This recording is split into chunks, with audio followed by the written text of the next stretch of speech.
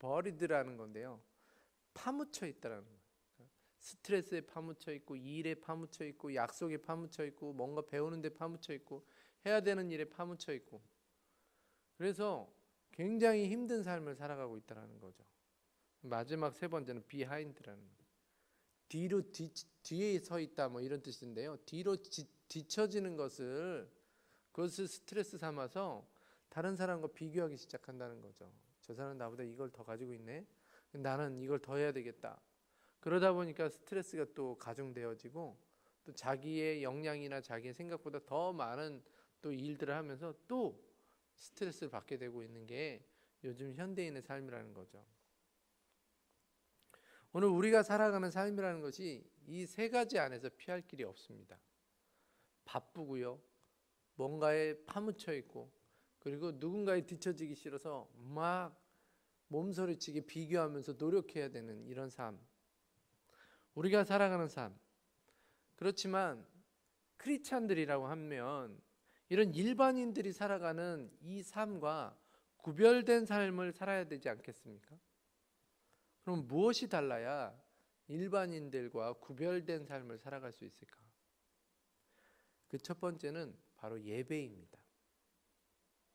지금 말하는 이 예배는요, 주일날만 겨우 참석해서 어머니가 가라고 그랬으니까, 또는 아버님이 가라고 그랬으니까 겨우 참석하고, 그래서 그냥 예배만 드리면 땅 하고 가는 그런 형식적인 예배 말고요, 지금 제가 말씀드리는 이 예배는 하나님을 날마다 경험하고 매 순간 하나님과 동행하는, 그래서 삶으로 예배드리고 생각을 하나님께 맞춰드리고 하나님의 뜻을 구하면서 살아가는 그 예배, 그 예배가 세상 사람들과 일반인들과 구별된 삶을 살아가게 하는 중요한 수단이고 중요한 통로라는 사실을 지금 말씀드리고 있는 겁니다.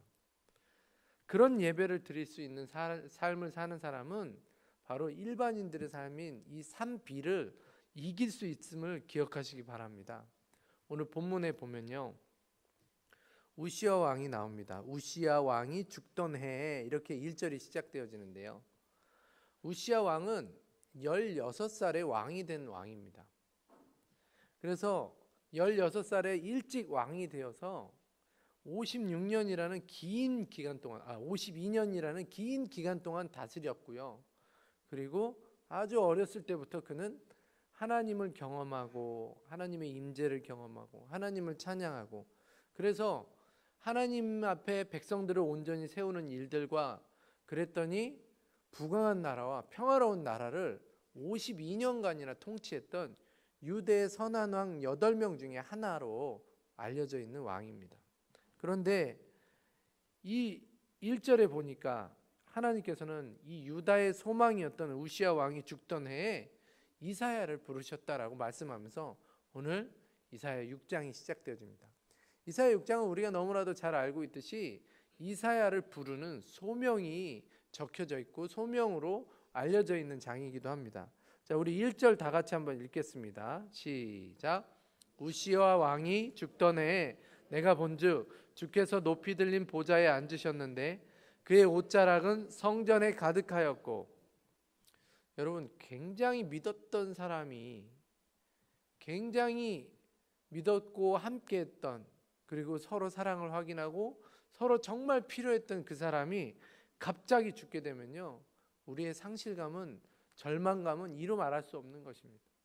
갑자기 사랑하는 아내가 죽게 되었을 때, 갑자기 믿음직했던 남편이 죽게 되었을 때, 갑자기 아버지가 돌아가시고 어머니가 돌아가시고, 또는 나보다 먼저 가지 않을 거라고 생각했던 자식이 먼저 죽게 되어졌을 때, 그 상실감과 절망감은 누구도 위로할 수 없을 정도로 굉장히 큰 거죠.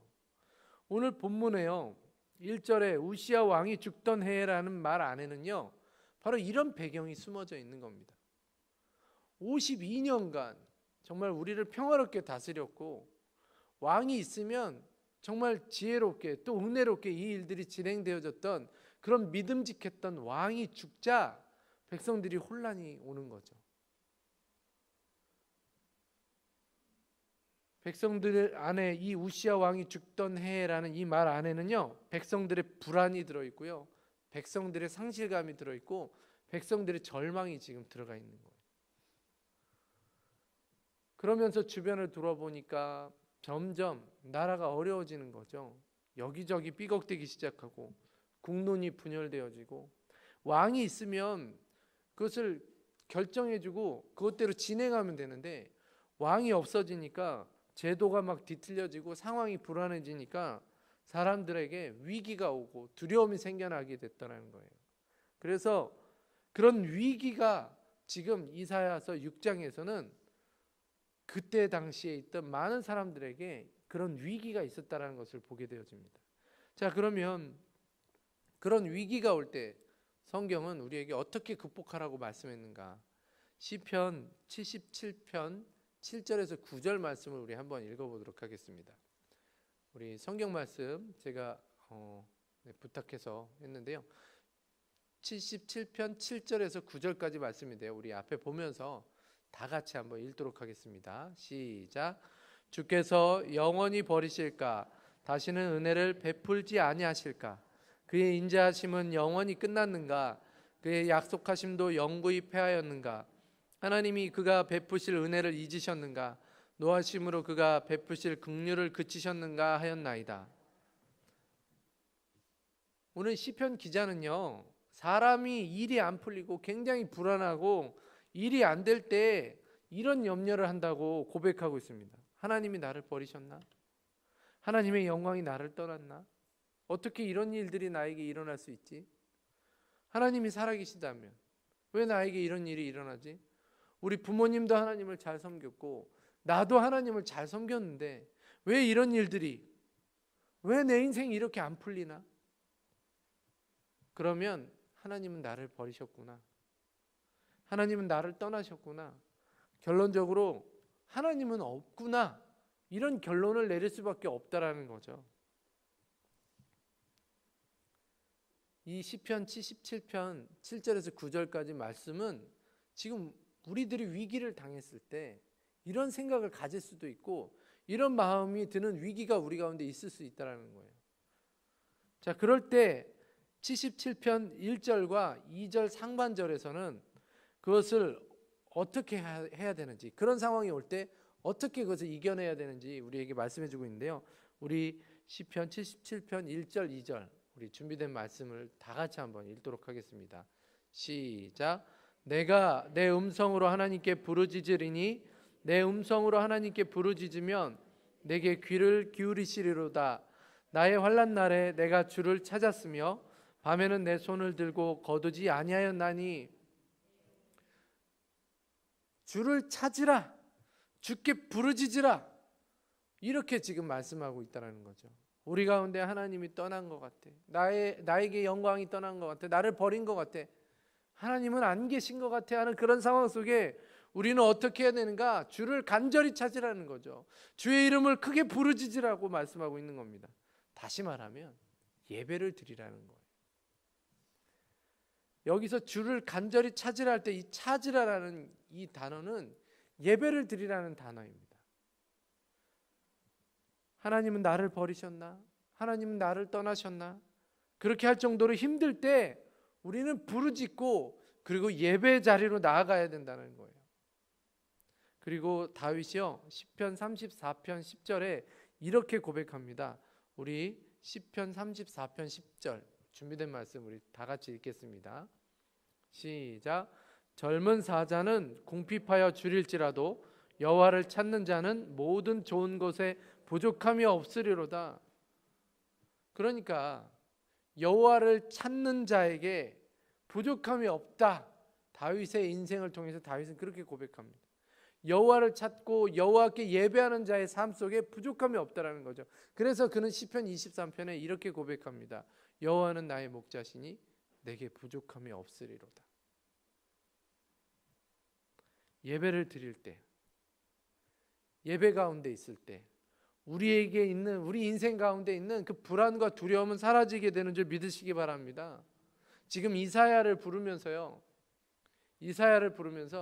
그때 당시 나라가 흔들리고 불안과 두려움이 오고 있는 상황 가운데 지금 이사야를 부르셨다는 것을 시사해 주면서, 그러면서 이사야가 본 환상이 하나님께서 임재하시고 하나님의 영광이 나타나는, 그러니까 한마디로 말해서 예배 현장 가운데 그가 들어가 있다라는 것을 보게 해주고 있는 것을 우리가 기억해야 됩니다. 예배를 드릴 때 우리 인생의 문제가 해결되는 줄 믿으시기 바랍니다. 예배를 드릴 때 일반인들의 그 삶 비를 뛰어넘는 삶을 살아가게 될 줄 믿으시기 바랍니다. 그럼 왜 예배를 드릴 때 불안함도 없어지고 두려움도 없어지고 그 삶 비라는 일반인들의 삶을 뛰어넘고 승리할 수 있게 되는 것입니까? 왜 예배를 드리니까 그런 일들이 일어납니까? 하나님의 영광이 임하기 때문입니다. 하나님의 영광이 경험되어지기 때문에 그렇습니다. 오늘 본문에서요, 이사야는 하나님을 보고 그리고 스랍들을 보게 됩니다. 그리고 그 스랍들이 하는 소리를 듣죠. 우리 3절 말씀 다 같이 한번 읽겠습니다. 시작.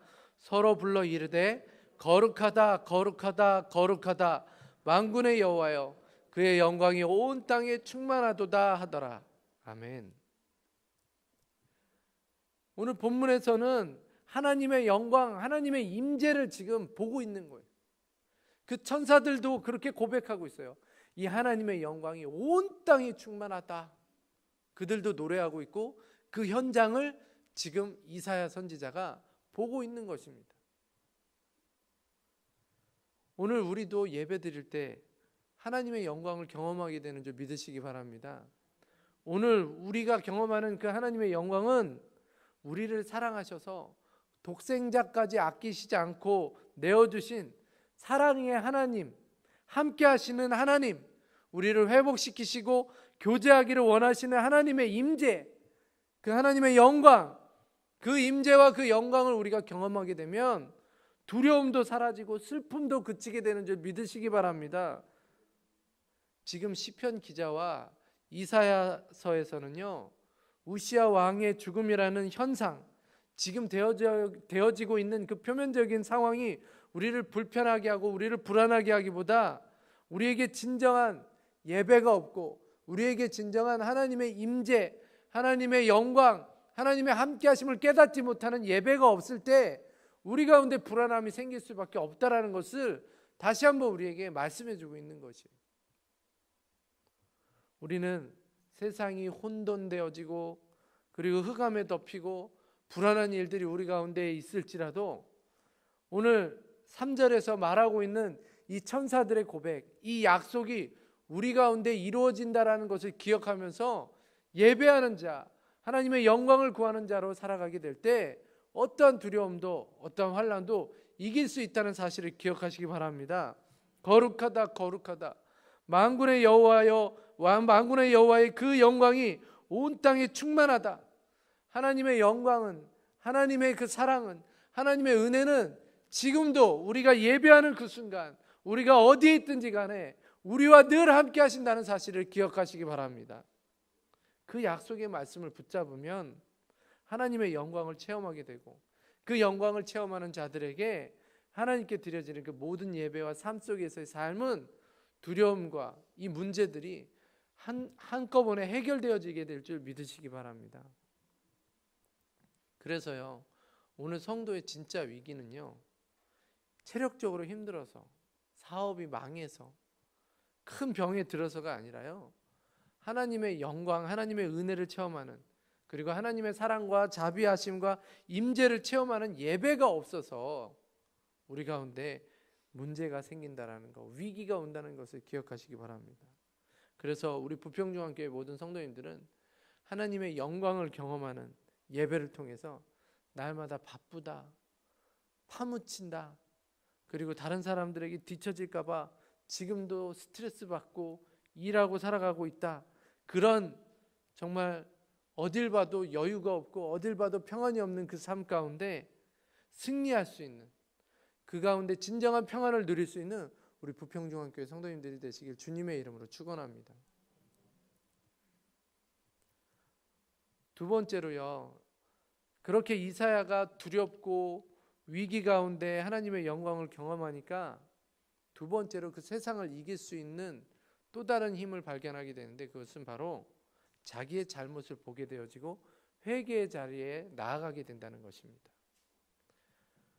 하나님의 영광이 있는 예배가 우리 가운데 드려지게 된다면 우리는 결국 내 자신을 하나님 앞에 보게 되어지는데 우리의 죄를 발견하게 되고 우리의 연약함을 발견하게 되면서 하나님 앞에 회개의 자리로 나아갈 수밖에 없다라고 오늘 이사야를 통해서 우리에게 말씀해 주고 있는 것입니다. 그래서요, 은혜가 있는 사람, 하나님의 영광이 있는 예배가 있는 사람과 그렇지 않은 사람이 다른 모습을 나타내는데 그 은혜가 있는 사람은 다 자기가 잘못했다고 합니다. 그 잘못의 시작을 자기에서부터 돌아봅니다. 그런데 그런 은혜가 없는 사람은요, 그 모든 잘못의 시작, 발단을 다른 사람으로부터, 다른 데서부터 문제를 찾게 되는 거죠. 그 권사님 때문이야, 그 장로님 때문이야, 목사님이 그래서 그래. 그러면서 진정한 하나님의 영광을, 하나님의 임재와 하나님의 은혜를 경험하지 못한 자들에게 나타나는 구체적인 모습 가운데 하나는 결국에는 그 문제를 다른 데서부터 찾는다는 거예요. 그러나 하나님의 영광을 경험한 사람은 먼저 나에게서부터 문제를 발견하게 되고 그리고 회개 자리로 나아가게 되는 줄 기억하시기 바랍니다. 우리 5절 다 같이 읽겠습니다. 시작. 그때 내가 말하되 화로다 나여 망하게 되었도다. 나의 입술이 부정한 사람이요 나는 입술이 부정한 백성 중에 거주하면서 만군의 여호와이신 왕을 배웠음이로다 하였더라. 여러분, 하나님의 은혜를 받은 사람은요, 자기 자신의 죄를 발견할 수밖에 없는 거예요. 하나님의 그 영광의 빛이 너무 강하고 밝으니까 그 앞에 딱 서는 그 순간 내 자신의 더러움이 드러나게 되는 거죠. 특수 잉크 중에요, 이렇게 빛을 자외선이나 적외선을 쬐기 전에는 보이지 않는 잉크들이 있는데 그 빛이 딱 드러나게 되면 그동안에 비밀로 써놨던 글씨라든지 얼룩이라든지 이런 것들이 한 번에 드러나게 되는 그런 것처럼 우리가 하나님의 영광 앞에 딱 서는 그 순간 자연스럽게 우리의 더러움이 나타나게 될 수밖에 없다라는 거예요. 그래서 오늘 이사야 선지자는 나는 부정한 사람이다, 나는 화로다, 내가 망하게 되었다, 이런 고백을 하게 되었다라는 거죠. 저는 우리 부평중앙교회 모든 성도님들이 하나님의 영광을 경험하는 예배를 통해서 나의 더러움을 발견하시고 나로부터 문제를 돌아보시고 그래서 회개 자리로 나아가는 그런 주의 사람들 되시길 주님의 이름으로 축원합니다. 망했다라고 슬퍼하고 탄식하고 있을 때 스랍 중에 하나가 제단에 있는 숯불을 들고 와서 이사야 입에 댑니다. 그리고 이사야에게 제단 숯불이 내 입술에 닿았으니 이제 내 죄는 다 사함을 받았다라고 말씀해 주고 있는 것이죠. 여러분, 이게 무슨 의미를 가지고 있습니까? 제단은 죽음을 상징합니다. 제단에 올려지는 것은 철저하게 타서 완전히 죽어서 그 모든 것들을, 그 모든 죄를 해결한다는 것을 가지고 있습니다.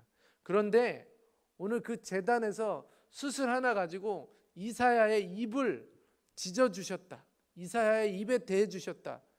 이것은 이사야의 죄를 하나님께서 용서해 주시기 위해서 마음 먹으셨고 하나님의 그 죄를 용서해 주셨다라고 말씀해 주고 있는 거예요.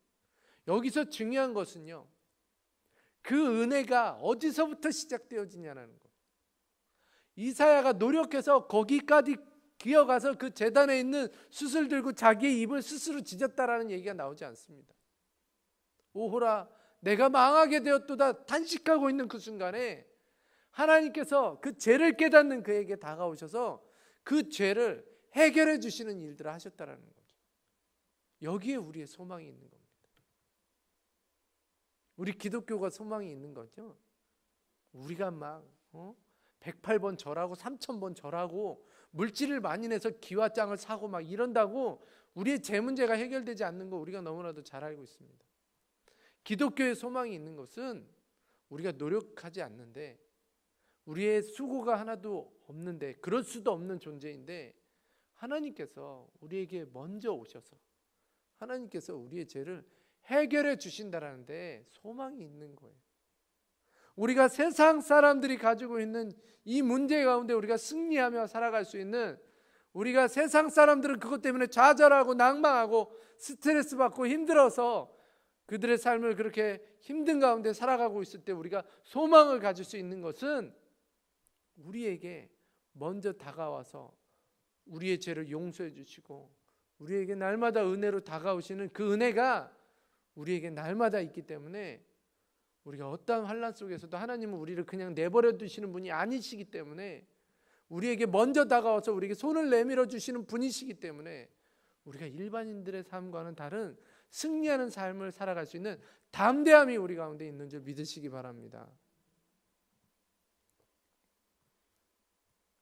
진정한 예배 가운데 이런 속죄함의 은혜를 우리가 알게 되는데 이 속죄함의 은혜는 하나님께로부터 시작되어진다라는데 우리 인생에 소망이 있는 줄 믿으시기 바랍니다.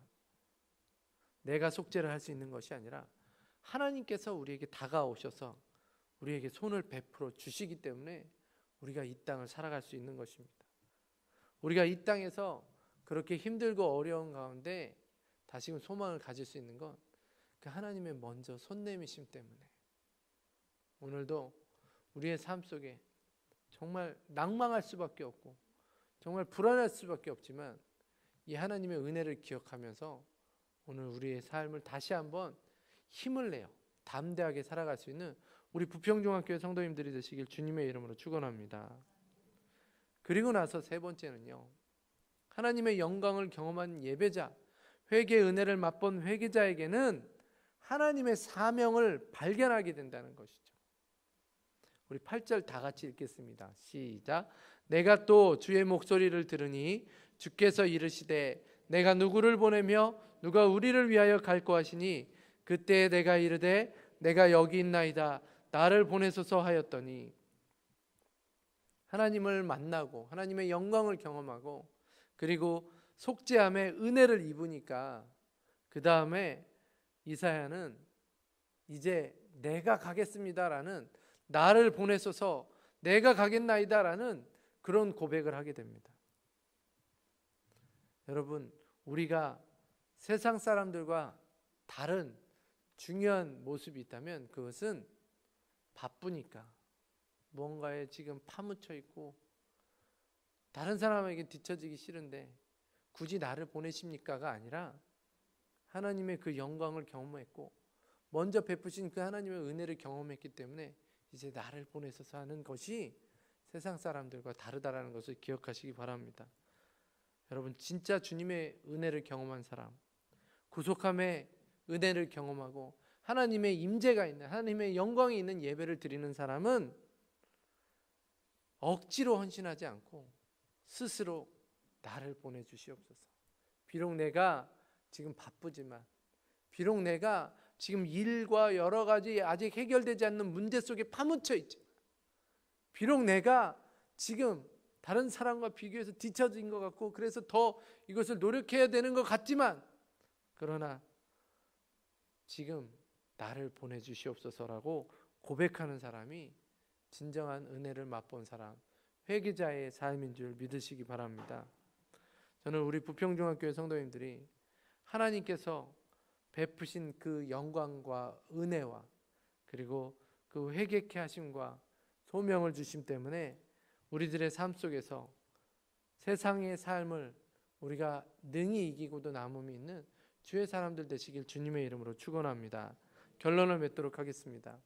오늘 이사야를 부르면서 하나님께서는 그때 당시 이사야의 소명 가운데 있을 때 많은 사람들에게 주어진 그 문제를 통해서 다시 한번 그 문제를 뛰어넘는 사람의 모습이 어떠한가를 우리에게 말씀해 주고 있는데요. 그것은 하나님의 영광이 있는 예배를 드리는 자, 그리고 그 예배를 드리는 가운데 나로부터 문제를 발견하고 하나님 앞에 회개하며 진정한 은혜를 맛보는 자, 그리고 그래서 하나님께서 주시는 그 소명 가운데 이제 나를 보내주시옵소서라고 고백하는 자가 될 때 세상에서 당하고 있는 그 문제, 그 어려움들을 이길 수 있다라고 말씀해 주고 있습니다. 진정한 문제는 겉에 일어나고 있는 세상의 일들, 표면적인 일들, 그리고 역사적인 일들, 상황적인 일들이 문제가 아니고 정말 하나님의 영광을 구하는 예배를 드리고 있는지, 그리고 그 예배 가운데 먼저 손 내미시는 하나님의 은혜를 발견하고 있는지, 그리고 그 하나님의 음성에 내가 내 스스로 나를 보내소서라고 고백하고 있는지, 오늘 그 하나님의 은혜를 깨달아 세상과는 다른, 세상을 이길 수 있는 주의 사람으로 살아가시기를 주님의 이름으로 축원합니다.